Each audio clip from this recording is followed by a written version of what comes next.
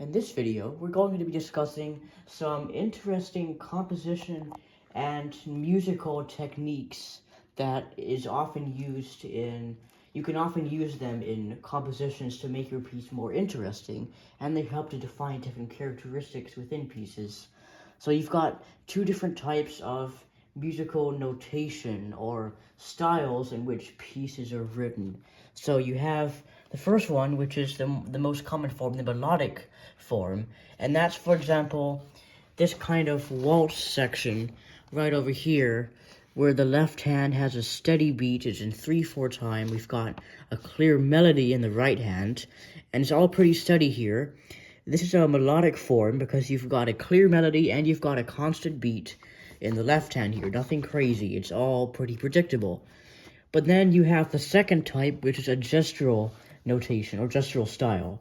So that's a little bit more free form, and that might be something like this, where you've got all over the place, really. You've got the left hand coming up, then some chords and traits to the right hand comes down, and then the left hand, and then all kinds of all over the place here. It's back and forth.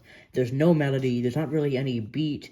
It even tries to throw you off, so that's part of the nature of gestural writing. It's really sort of free form, because there's no set structure, beat, or even melody to it. It's all over the place, with each of the hands keeping separate rhythms and playing separate things entirely.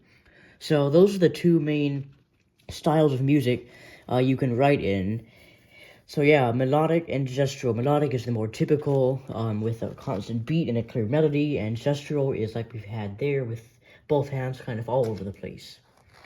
Now we have another interesting technique that's often used in gestural writing, and that's the feathered beam, where you have a group of 8th or 16th notes, usually starting out with 16th notes, and you have a beam that kind of slopes upward here, as you can see, then slopes back downwards. What this means is, as you continue to play the notes, you're not in tempo, and you're not in time at all.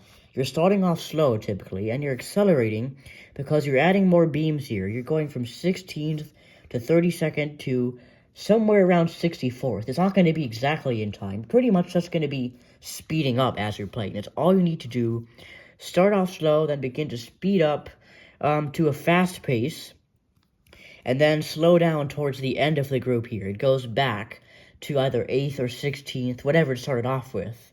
So that's the feathered beam, and this is what it might look like, where the bar lines kind of arc up and spread out towards a center point and then go back down to slow down again. That's basically what you're doing. So you'd start off slow and then accelerate, and then slow down after that back to the original tempo. So that's a feathered beam, which is a technique that's sometimes used in gestural writing to emphasize maybe a specific part that needs more focus or energy or something like that.